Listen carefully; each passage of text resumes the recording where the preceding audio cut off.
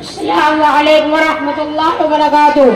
الحمد للہ کفا وسلام علی عبادہ الذین اصطفیٰ، اما بعد فاعوذ باللہ من الشیطان الرجیم، بسم اللہ الرحمن الرحیم۔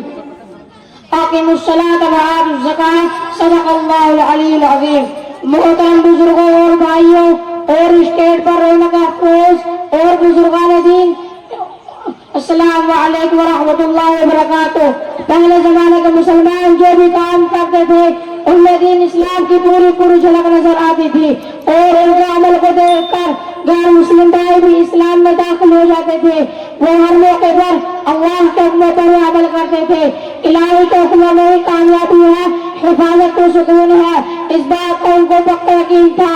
آج کے زمانے میں بھی اللہ کے بہت سے بندے ایسے ہیں جو اپنے بزرگوں کی طرح عمل کر رہے ہیں۔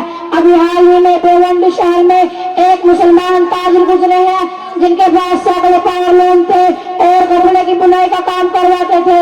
ایک دن کارخانے میں کام کرنے والے آدمیوں نے ان کو آ کر خبر دی کہ کارخانے قریب آگ لگ گئی ہے، وہ آگ ہمارے کارخانے کے بالکل قریب آ گئی ہے اور خطرہ ہے کہ وہ آگ چند منٹوں میں کارخانے کو بھی جلا کر راکھ کر دے گی۔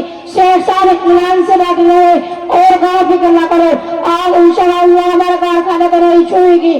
کام کرنے والا اپنی طرف سے پوری حفاظت کا بندوبست کرتے رہے، لیکن آگ ٹھیکے بڑھتی جا رہی تھی۔ کچھ دیر کے بعد ملازمین نے آ کر خبر دی کہ واقعی کارخانے میں موجود کپڑوں اور دیگر سامانوں پر آگ کا کوئی اثر نہ ہوا، جبکہ اس کے آس پاس کے مکانات اور کارخانے پوری طرح جل کر راکھ ہو گئے۔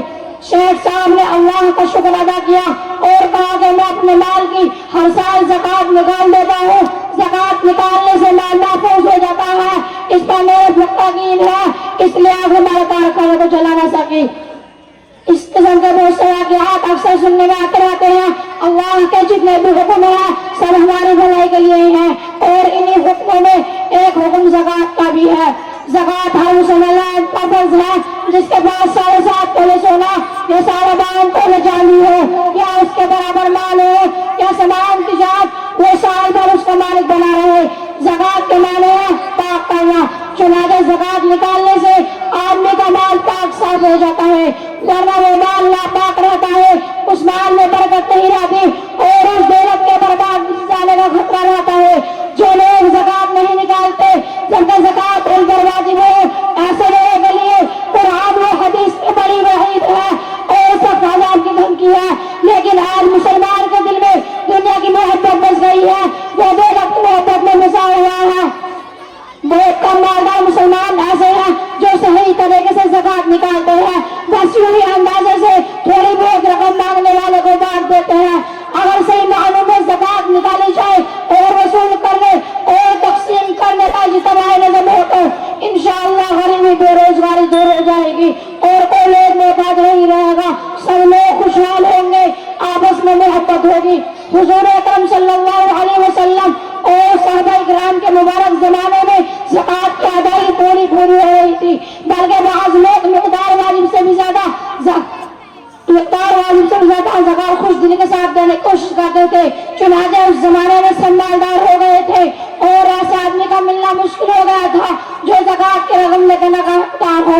کاش کہ وہ دن پھر آئے۔ اللہ تعالی ہمیں صحیح طریقے سے زکوٰۃ نکالنے کی توفیق عطا فرمائے، آمین۔ وآخر دعوانا الحمد للہ رب العالمین۔